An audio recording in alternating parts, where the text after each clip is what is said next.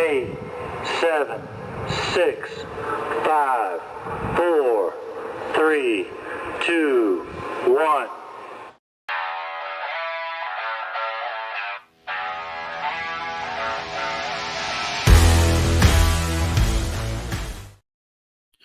What's going on, guys? Welcome to another episode of the Popcorn People podcast. I am your host, Ricky Valero. On today's episode, we've got a big one for you guys. We're going to be recapping House of the Dragon Season 2, Episode 7.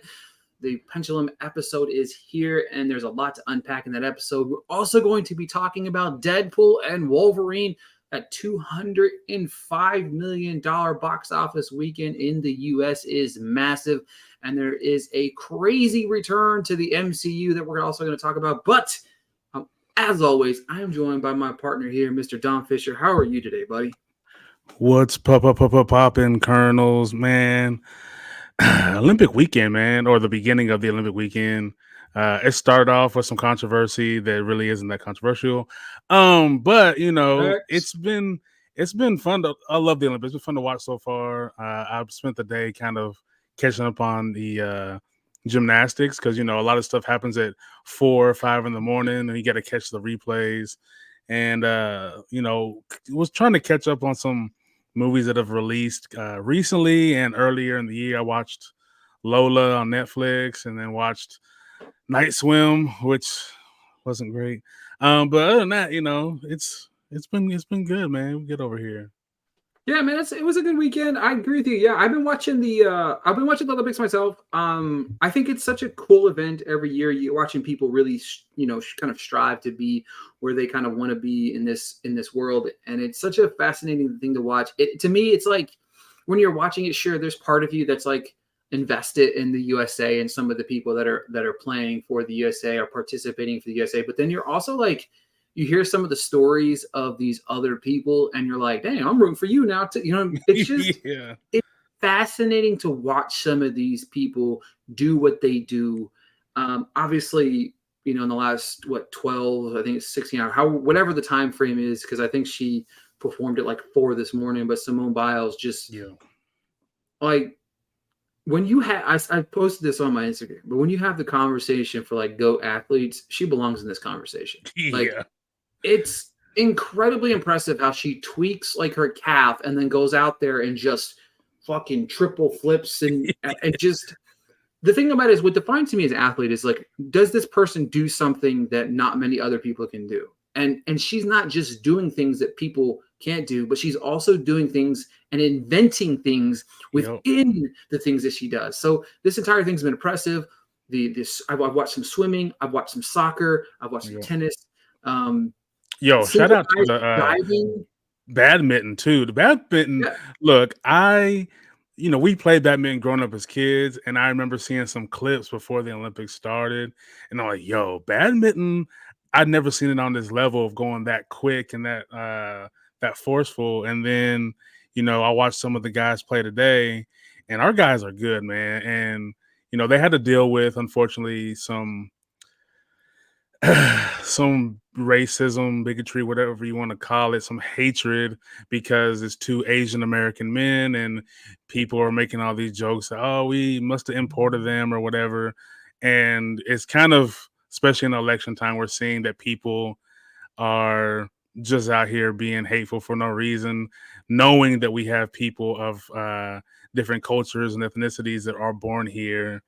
But shout out to those guys in the badminton because, dude, like, tennis is cool, but badminton is so fast paced, man. Them dudes have to move so quickly. And they're throwing like the racket behind their back, between their leg. It's impressive, man. If you haven't watched the badminton, you got Peacock. Go in there and check it out. Yeah, it's kind of crazy to me because I do have a simple question. I'm still probably going to make a video on this, but my question is this. All right, I'm captivated by the Olympics. To me, it's something that happens every year. You're in all of it, et cetera, et cetera.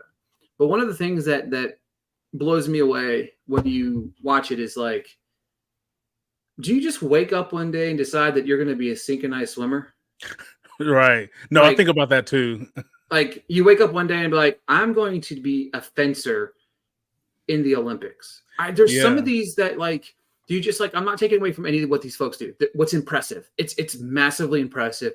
It's incredibly awe-inspiring. Chase your dreams. I'm not saying anything of that. But do you just wake up one day and be like, hey, mom and dad, I want to be a pro fencer? Like, how does that conversation happen? You know what I mean? Yeah, we never see, besides, are the big sport, track and field, basketball, soccer, Well, soccer. that's kind of getting good because it's built through the entirety of like high school and stuff like that. Yeah.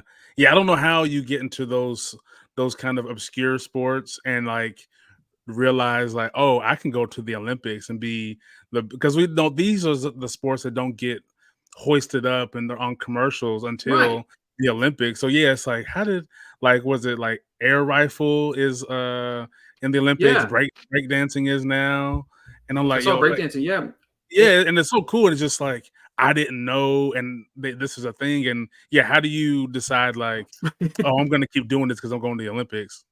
Right. Yeah, it's crazy because to think about it is like it's incredible to perform at the Olympics, but there's like no money in the Olympics. You know what I mean? Like you Yeah, don't get money for like it's yeah, but it's crazy to think just watching some of these things. Like we watched the synchronized divers, which mhm, first off, let me go ahead and say this. Massively impressive because you have two people that have to go out here on the beam, exact movements from start to finish have to be on time, perfect and everything. Not criticizing.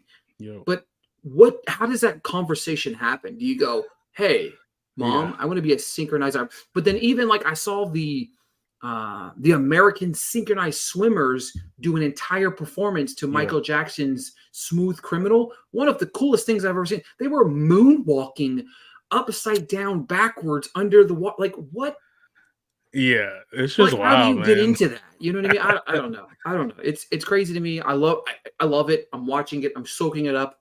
Like it's stopped everything I've been watching recently. You know what I mean? Like I've spent the last 2 nights sitting there with my wife, just enjoying the Olympics, having a blast with it. But that being said, let's kind of we'll veer back on track a little bit. We had a incredible, in my opinion, Dom will share his opinion as well. In my opinion, an incredible episode of House of the Dragon tonight. We have seen, we've seen people complain about the world building, and something to say to that is if you've ever watched Game of Thrones, I know Dom, you haven't, but if you ever watched Game of Thrones, each season is almost built to this kind of same mannerism. You have a small build at the beginning, you're getting to know some of the characters. You have a big, massive war, and then you have the downfall of the war and the pieces coming together to really kind of have a blow up ending. And that's to me where you're kind of seeing some of this slow chess match that's promising the build of a war that's slowly happening. And we see all of that kind of come together. And what a beautiful moment at the end here. But we'll get to the end in a minute here. But that face off at the beginning, can we talk about some of the shots I in know, this no, look, in this episode? that was one of the first things I wrote down, and the last thing I wrote down, the beginning shot and the end shot. There's actually one in the Oh, middle that's really fantastic yeah, too. they look so good. And the more that I watch this show, I'm so mad that I don't own my own dragon because I'm just in awe of them. Like to the point where my my wife was like, they're not real. I said they're real right now, damn it. Like Exactly. they look so cool, man. They do, and it's crazy. So we had what I thought was really cool in this moment, because you have Adam, who he doesn't know who his dad is. You know what I mean? Like he is a bastard, and I don't think he fully comprehended the idea that a dragon kind of sought him out. But he basically all he looked at it as was, I went from working on a ship to now I'm sitting in Dragonstone. Like I went from nobody to somebody. Like it was somebody got a promotion that didn't deserve the promotion, but got the promotion anyway, type of scenario. And Rhaenyra's very confused about the lineage, and then of course Corlys is just walking in like, shit, man. Like he's like, man, this guy, man, like. We got to put him on an episode of Maury just to figure out what's going. You know what I mean? Like Jerry Springer out here. It definitely felt like a coming of age episode for a lot of people. Like Rhaenyra is like finding confidence, like newfound confidence, and like the decisions I'm making are right, despite what other people think. I have to make tough decisions. Jace, man, he's pissing me off, dog.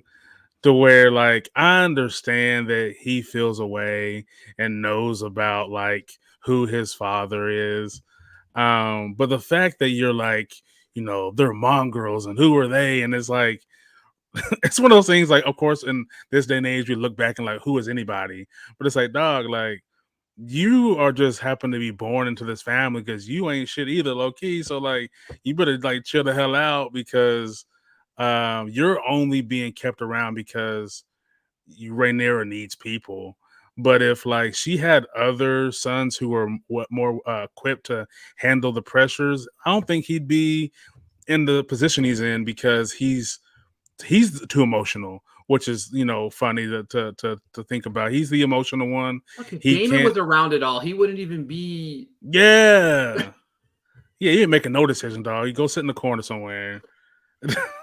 And then just I love seeing just the plans take place. We had a little bit of the them planting the seeds of descent into the small folk, as you see in the caption says, and now Mysaria is helping further that. When getting the call, and that's a crazy call. I was sitting there thinking about the episode of like, you go, okay, hey, on one hand, we can come up. It's like win the lottery. We gonna claim a dragon, or I die, and it's gonna be a painful ass death.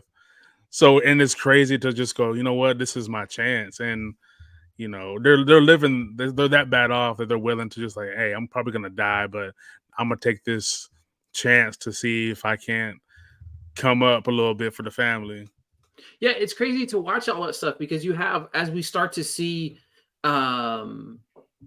kind of people come to fruition here and step up to the plate as Masera. She put the word out to the streets that we're going to find some people that need to ride these dragons. We're going to take some of these bastards, basically. An army of bastards. An army of bastards and take over the world, which is hilarious to even listen to. But like Ulf's been hyping himself up to these guys at the bar, and he's like, well, I don't know. They're like, man, get your ass in that motherfucker. You've been talking that talk. You got to walk that walk shit. now. Yeah, and it's crazy to me. You and as you touched on it a little bit, but you have these men and women that are entering the castle. But then not only do they enter the castle, you have the dragon trainers who just quit on spot. Yeah, they're just like, peace out, guys. What are y'all guys doing? You literally are sending people to die. We're like, we don't care. It's like, my thing is this, like, it's either like these 30, 40, 50 people that we have here die, or we all die. Like, you know what I mean? Like the entire system is structured, which is kind of an own convoluted mess when you think about it. If you think of society, the reality and real, like House of Dragons, the split between the two shows is actually kind of crazy. Like if you really think of House of Dragon and real life right now, it's pretty similar right now. It's kind of crazy. But not to get too crazy there. But to me, when you see Rhaenyra walk up to the dragon, okay, first off, very cool. Because even she has these nerves inside of her that are kind of freaking out a little bit. Like, all right, dragon, don't fuck with me, dog. Vermithor is gigantic. Huge. But there is a moment where she turns around to face the people, and they have this shot of her and Vermithor sitting behind her. It's one of the coolest shots. It's crazy because this episode is filled with like 3 or 4 amazing. The opening sequence where you have both dragons on the side, Adam and Rhaenyra on there. And first off, all 3 shots that are really amazing in this episode all involve Rhaenyra. Yeah. Like the baddest bitch in the land. Okay. Let's just talk about that. But like you have these shots, but she turns around and you see it's almost similar to a shot we got from Game of Thrones. And God, I'm forgetting her name right now. I'm such a fucking idiot, dog. But just the season 1 of that, and it's just such an incredible shot there that you see it because it's breathtaking. But then she's also like, "All right, guys, line up. Who's gonna die first?" Almost. And there was also that you could see her shoulders relax because she was afraid like the dragon keepers they dipped on me, so now I have to like do this myself. And once she realized like, oh, he's listening to me, she was like, oh, we got this, like we got it. Anybody can say what they want about this season, whether you like it or not, but Darcy, they have given such a powerful performance on so many different layers. Like this Mhm. performance by them has really blown me away. And then, of course, as we see, everybody starts to Vermithor just starts killing everybody. You know what I mean? Just like, I don't like you. I don't just blowing smoke on everybody's ass. I will say this. I don't really know Hugh Hammer. We've seen a little bit here and there, but this dude made the right moves, Mhm. right? The way he shoved that woman out the Hey, way, I'm over here. whoosh, and then just it was. But finally, Hugh Hammer kind of clawed his way to safety, pushed her towards Wormathor, and then finally we have the moment where Wormathor kind of looked onto him, and it kind of looks like we have chosen his new rider. Yep. It's such a cool thing to watch, and it's crazy because moments later you see Silverwing play with. You thought the way that Silverwing, because Ulf kind of hides and runs and Yeah. navigates through the caves, and as he's going through the tunnels, he finds Silverwing's cave, and at first he stumbles. He's like, "Ah, man, I'm dead."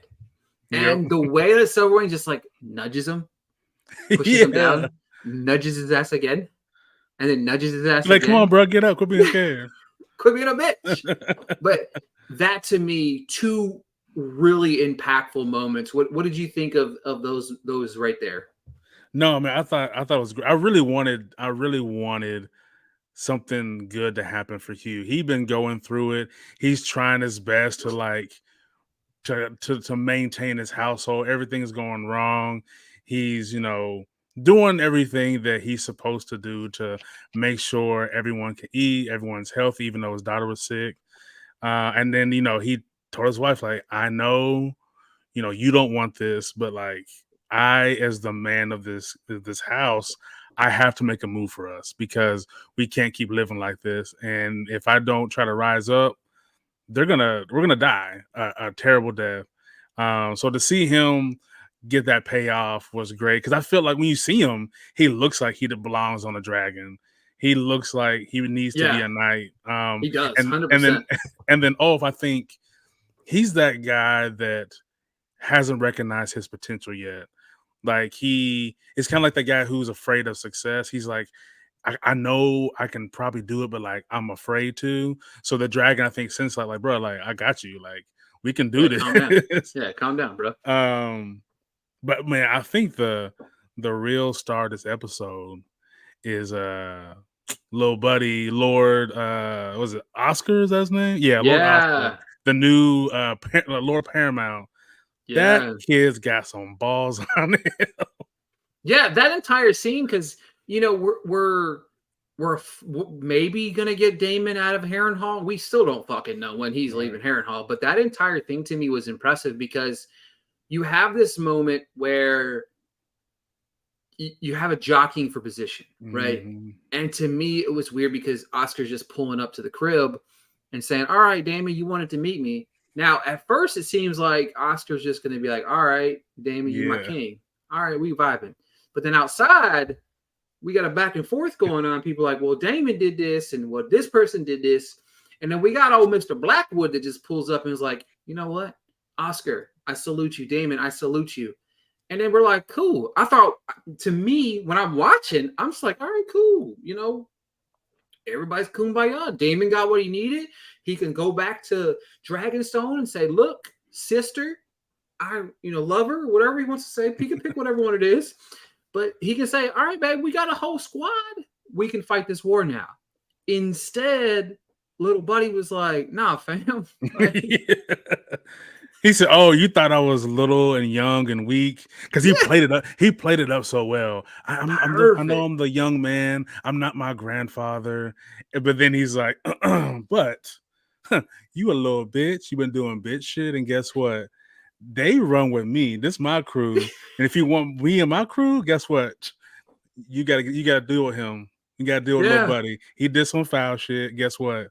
Justice. And What's and up? what's crazy is like William Blackwood did the foul shit on Damon's orders. I You know." know what I mean? He did it on And Damon Damon's like, orders. nah, man, I just And Damon would the kid gave him out. He said, he told you to do certain things, but you went around and did some extra shit. Yep. Threw a little sauce on what you weren't supposed to, made it a Yep. little extra spicy, and guess what? I don't like that. Exactly. Off with your So, head. and then Damon was put in a shitty predicament Yo. because Damon was like, fuck, I have to do whatever he wants in order to get what I need from this guy. So we see Damon, knowing damn well that he didn't want to, walk up and chop motherfucking Blackwood's head clean off. You know what I mean? And that was... And he was getting disrespected left and right. They were calling him Prince. And he hates King Consort, but they kept calling him that. And it just nothing he could do because he's like, even though I don't like Damon, my family's about loyalty and respect. So we're going to hold it down for Rhaenyra.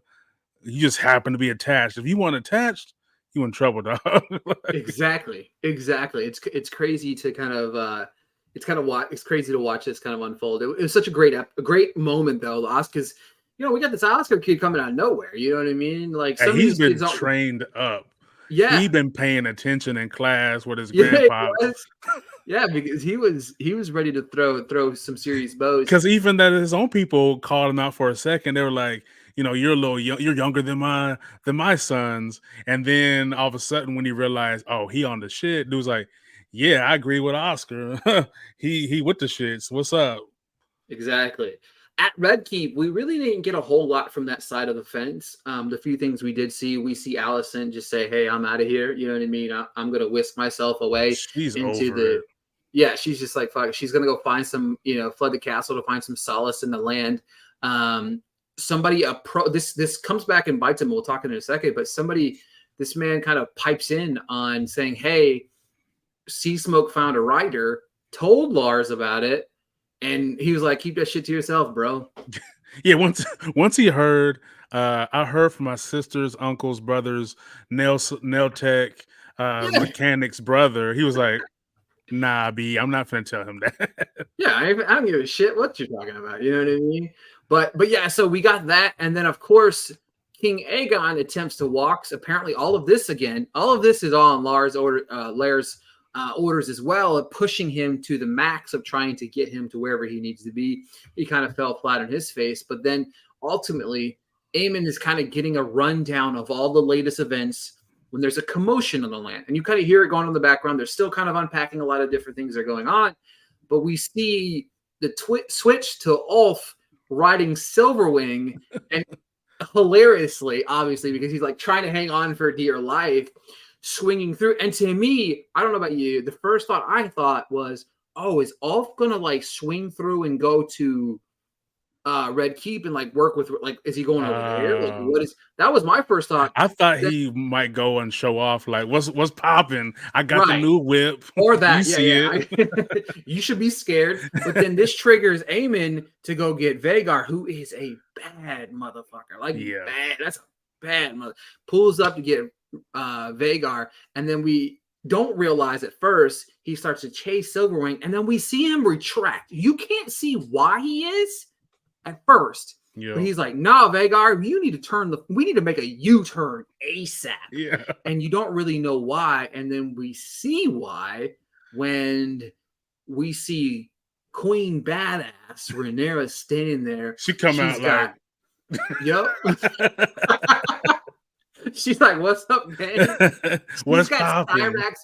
She got Cyrax behind her. She's got Sea Smoke and Adam behind her, and then Silverwing makes the full run back, and we see all three dragons, and we see Rhaenyra stepping up, and it was just a boss fucking shot, dude. What did you think of that whole sequence, man? Oh, I thought it was so good. At first, I was like, fuck, like I was thinking Ulf was gonna die at first. I was like, he just got on, he's gonna fall off, or Aemon's gonna come and get his ass chomped up.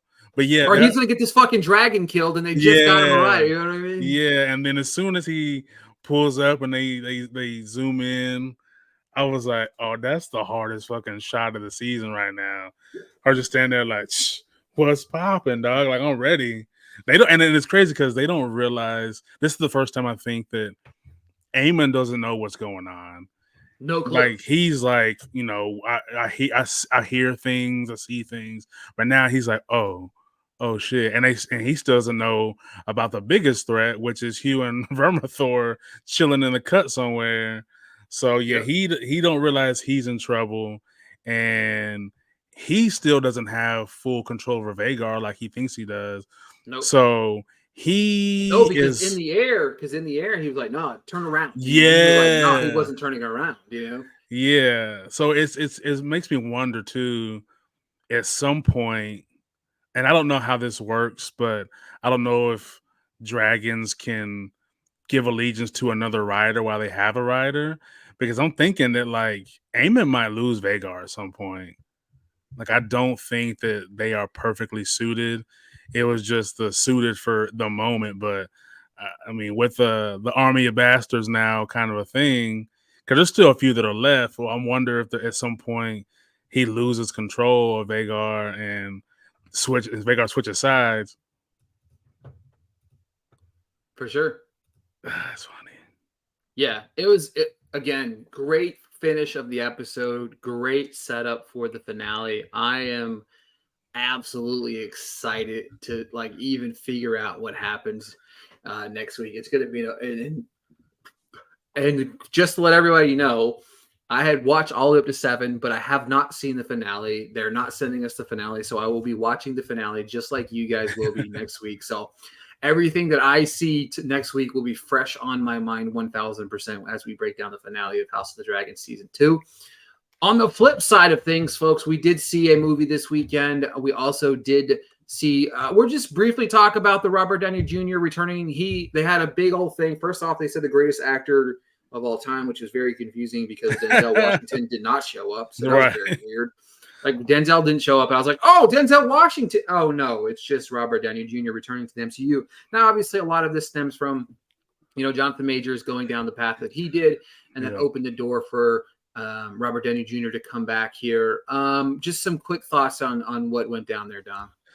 Real quick, the reveal was cool as shit looking. Him walking out with a little green suit and the reveal. And I don't know if you saw that one video where they say the greatest actor, and someone's like Jared Leto, and that was hilarious. What? But okay, so there's two scenarios that may be meshed into one where we have the infamous Iron Man, and the other on the flip side, you have this what if scenario where Doom and Stark are roommates, and Doom tricks Stark, their brains swap on some Freaky Friday shit. So now Doom is in Stark's body, and he has the resources, the money, and then I guess potentially still the same dark powers.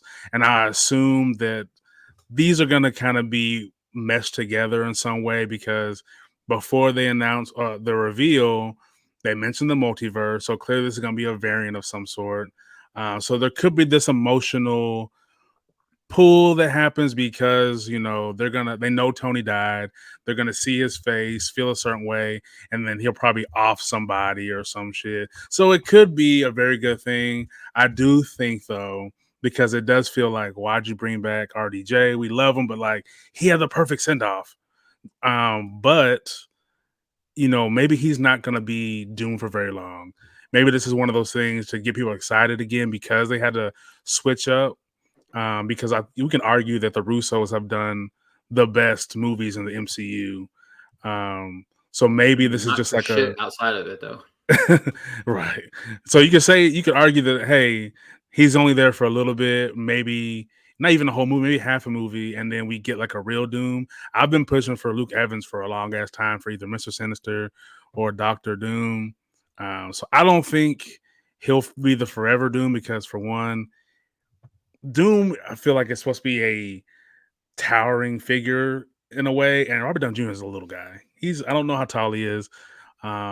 He has the ego for it, but I think his stature, he's just a little too small. So yeah, I don't. It's not my favorite thing that they're doing, but I'm hopeful that they do it right and don't keep him as this villain, because Doom is like the Marvel villain. Like people thought Thanos was bad. Doom is like diabolical because if you look up Doctor Doom versus Thanos on Google or wherever you want to look, Doctor Doom is pulling that spine out that body. So, yeah, hopefully they don't keep him.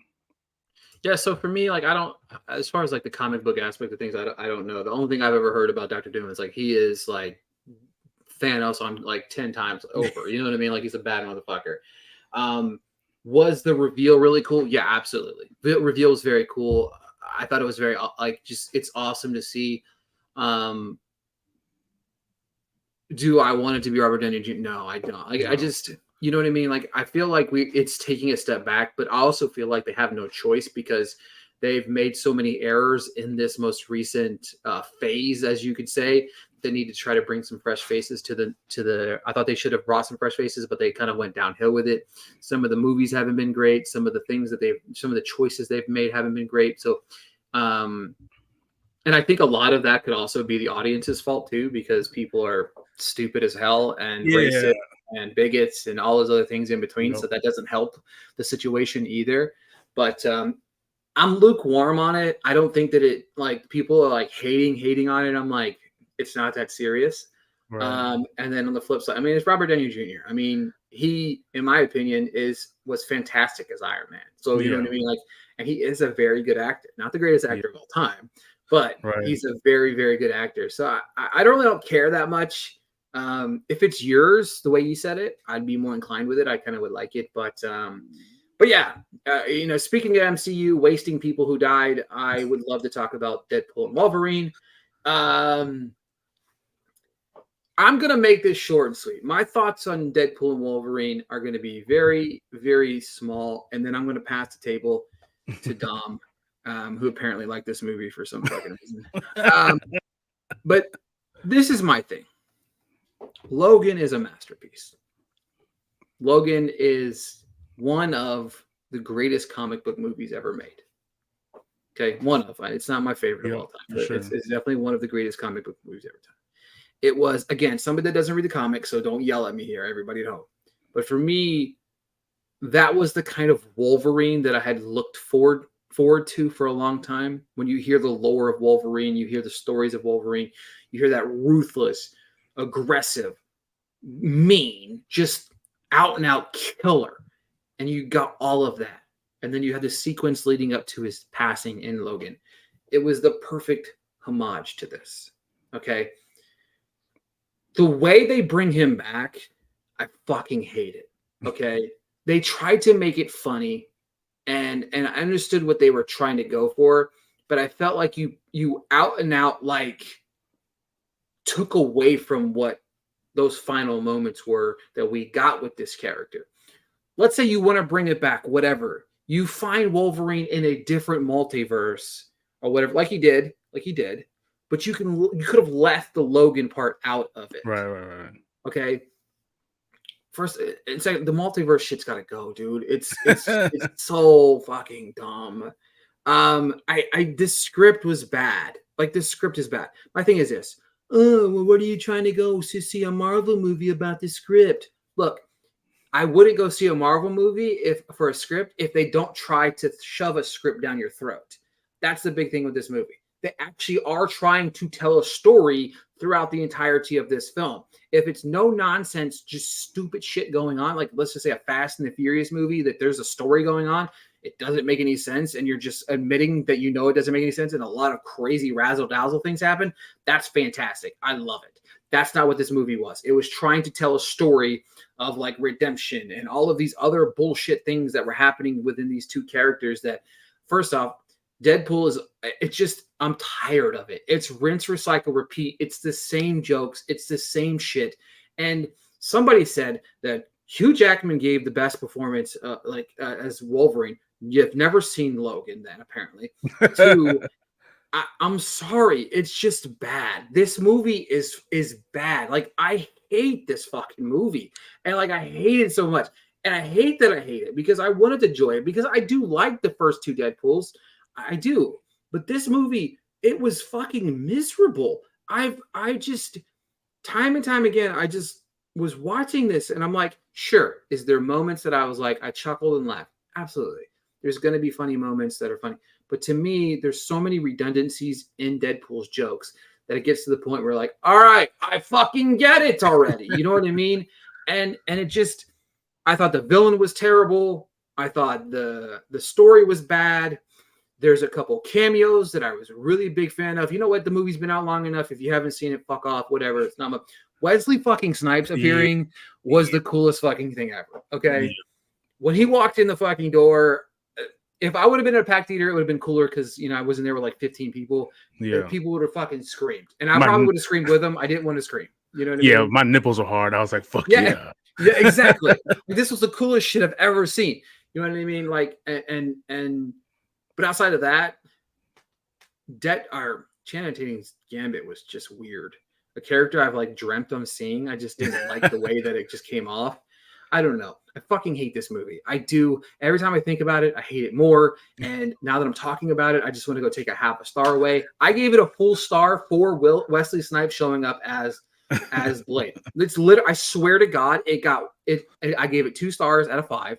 And I literally gave 1 full star for Wesley Snipes showing up as Blade. In my head, I should maybe think only giving it a half a star for that and dropping this even more. I hated the movie. I hated it. I hated it even more. Dom, you can talk about how much you loved it now. Yes, I am on the complete opposite side. Now, there is some things I can agree with. The first thing I said after the movie, you know, my son asked me, said, hey, you know, what are you ranking? And I was like, oh, man, you know, I'm feeling like a 9. I'm feeling really hefty about it. And he said, why not a 10? I said, well, the villains were terrible. You have Cassandra Nova, who shows you that she's one of the strongest, most powerful people we've seen. And she could have killed them at any time. And, you know, with the way they wrote it, she's like, oh, I'll let you survive for whatever reason. And then her motivations to do what she does is kind of, it doesn't make any sense. And Paradox he wasn't even a villain, really. He was just like a guy at your job who thinks that he deserves to be in charge. Like, and he just decides, I'm calling the shots. And then you're like, you know, you're not. But for one, I think that the opening sequence is one of the most entertaining, hilarious things I'd ever seen. With well, I don't want to give it away, but if you've seen in different videos and interviews of NSYNC playing, and there's a reason why. Bye Bye Bye is finna do numbers again because of this movie. And yeah, I mean, I originally was like, you know, we should never bring back Wolverine in this way because Logan was like Iron Man, perfect send off. Now, of course, this has a lot to do with politics. You know, we didn't have Marvel didn't own mutants. It didn't own X-Men, so it couldn't do the team up and stuff that it wanted to do. And now that we've got to this point, they were like we can finally use mutants. Wolverine's the quintessential mutant. I mean, even Deadpool says you are the X-Men. Like you are that guy. So yeah, the reason why I like Deadpool so much is the fact that everything that you could criticize, it calls itself out. I mean, it does go, we probably shouldn't have done it this way, and they kind of apologize for it in a Deadpool, Ryan Reynolds type of way. He gets called out for being too much and running his mouth too much. So you kind of get in this deconstruction of like the Marvel universe, the Disney itself, 20th Century Fox, and they're always talking about him because he is a lot. He's a lot. And this kind of reminds me of, there's a comic of Deadpool versus the Marvel Universe where he just kind of all over the place and decides like, I'm gonna take out everybody. Now it's not the same in the sense because that comic, he murders everybody. He murders the writers of the comic. He murders all the superheroes. He murders the villains. But this one, just being able to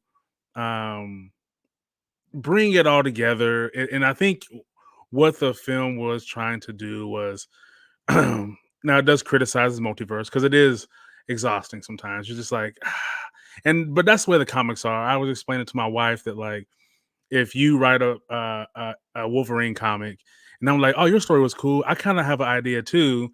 I just put mine in a different universe, and I can write the same character and have its own arc, and we get these two different things, and that's what they were kind of showing as you go through all these Age of Apocalypse Wolverine, and then we get the comic accurate Wolverine, all these different things. Um, and it does lose sight of itself a little bit. You know, Logan is on a redemption arc of trying to make up for what he's done in the past or didn't do. And then Deadpool's trying to prove that he is worthy. He wants to be a hero. He wants to, of course, do everything for the woman he loves. And it has to remind itself every once in a while, like, hey, this is what we're doing it for. There is those breaks where you have the quiet moments and like, hey, this is what we're doing it for. But I knew, because I know Deadpool, and I think that it was pretty accurate to who he is in the comics, where he's kind of all over the place. I think that's why I enjoyed it, because he doesn't care. He kind of does everything in a weird roundabout way where if there's a straight line, he's going to run backwards and zigzag and jump through the page to get to the point where it could have taken him 5 minutes to do. But yeah, my biggest criticism is just the villains. This is a Marvel road, like this isn't a superhero movie though. It's a road trip. This is a Marvel Universe road trip buddy film, and I think watching it as that rather than them trying to save the world, I think is a better option. And that could be somewhat of a cop out you could look at, but I think they kind of pair it as a buddy movie, and it's not necessarily them trying to save the world. I don't think they ever pose that scenario, but you get to see two of the most popular heroes, the most violent, vulgar guys do what they do. There's plenty of gnarly moments where there's blood everywhere and people getting shot up and chopped up, and then of course the cameos. Now I will say, if I was to do a written review, and if you haven't read my reviews, I have a rewatchability, and I do low, medium, high. The rewatchability I think is high in the fact that if you enjoy the movie, you'll want to watch it again. But there's the aspect of some of the moments were just for the reveals, so like the moments won't be the same because they were just there to bring out different people instead of furthering the story. But I mean, there was aspects that was cool to give some old heroes an ending and they're just due. I won't spoil too much because I think Wesley is good enough, because that seeing him in that suit and doing his shit just further lets you know you don't need another Blade. He's Blade. He's still young looking enough. He's still badass enough that I love Mahershala. I do. He can play another character though. You can give him a whole new character and let Wesley be Blade, because that's who, just like no one else can play Logan, nobody else can play Blade. At least not while Wesley's alive. So let him do that. But yeah, I had a packed theater. It was a lot of fun. It smelled like geek in there. We all know what that smells like. I realized for the umpteenth time, we're not built to sit next to each other in theaters no more. There's just not enough arm space, leg space, nothing. I have long arms, and the dude next to me got long arms. I got there first though, so guess what? Both armrests are mine, dog. I'm sorry. But yeah, I would definitely go see it again. I was completely enamored. I was I love the ride. I was very sad though that we didn't get any kind of more story with Vanessa, and the rest of his core friend group who he was doing everything for. They're just kind of there. And I was like, oh, I wanted like some more. I mean, we get a little bit of the flashbacks and him doing things with for Vanessa and why he's doing what he's doing, but the heart was there, but there could have been a ton more. There was plenty of opportunity for that, but just for the roller coaster that it is, I had an amazing time. It has its flaws, but I think those uh, for more of the comic book community is they want more of a connected to the MCU type of thing. And I think this was, as much as it does kind of still lend itself to the greater MCU because of the, multiverse thing. This is more of a standalone. It was just, like I said, the Marvel buddy film, road trip film, and we just get a bunch of fucks and shenanigans. So I had a good time. I can't really find anything that I super dislike about it. Because like I said, I was watching it, my nipples was hard, my palms were sweaty, knees weak, no mom spaghetti, just popcorn. But I had a great time. I feel like Dom and I have really been on the opposite ends of films recently. Long Legs, Twisters, Deadpool, Wolverine. Maybe we'll like the movie. Maybe we'll like a movie together again soon. Maybe it'll be Trap, which I'm very excited that's coming out this week. I know that. Please looks so good. Look, I'm gonna be honest with you guys. You guys talk all this shit about all this stuff. Go support that motherfucking movie. Go see it in the box office. Go give it some money. Period. For sure. We get new things. Like we said this before, we get new stuff that's fresh. You got to go watch it. I'm tired of people like they just keep redoing movies because y'all not going to watch the other stuff. Yeah, that's why I got Deadpool Wolverine because you guys wouldn't shut the fuck up about it. So thanks a lot, guys. I mean, shout out to Fabulous Frankie. She said something that I've been saying. You guys wanted a different, darker, more serious route in the MCU. They gave you Eternals. Guess what? You guys didn't like Eternals because it wasn't like the other films. Now you get more non-serious stuff. That's y'all fault. Yeah, I don't know. I gave up on the direction of MCU after Endgame. They should have just squashed that shit completely. To be honest with you, to me, I think they should have just hit the reset button completely.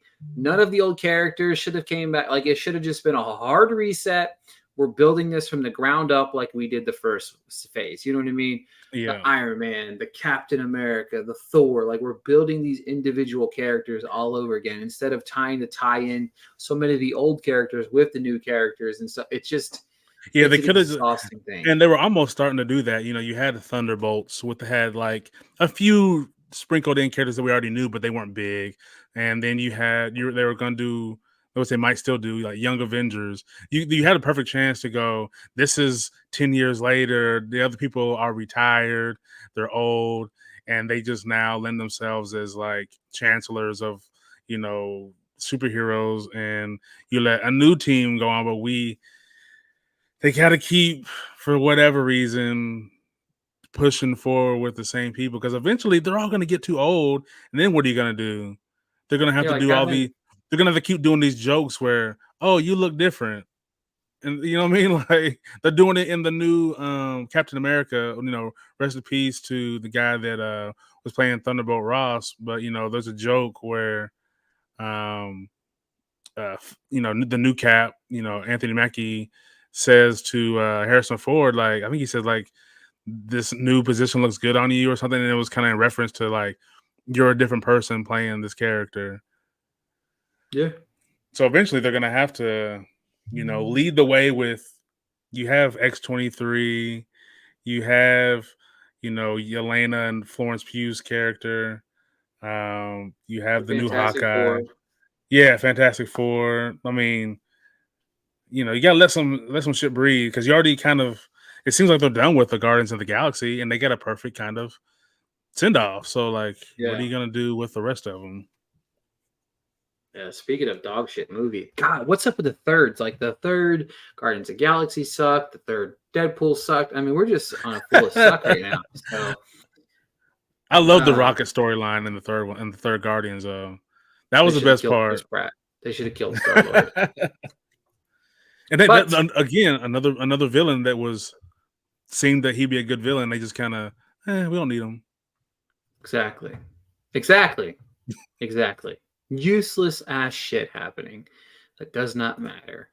All right, that is it for this week's episode of the Popcorn People podcast. We will be back next week to talk about Trap and anything else in between. Any parting words for our friendly neighbors here, Dom? It's since it's Olympic time, this is the one time that we can all kind of cohesively, chant USA and feel a one with each other. Let that shit carry over into the election, dog. Like, if people don't vote the way you want them to vote, that's okay. You know what I mean? Like, we all do different shit. We think different, and that's what's supposed to make the USA the best country to live in. So I need y'all to remember that as we are cheering our countrymen along in the Olympics, countrymen, women, and man, we got to get back on the right track because this shit's getting ridiculous.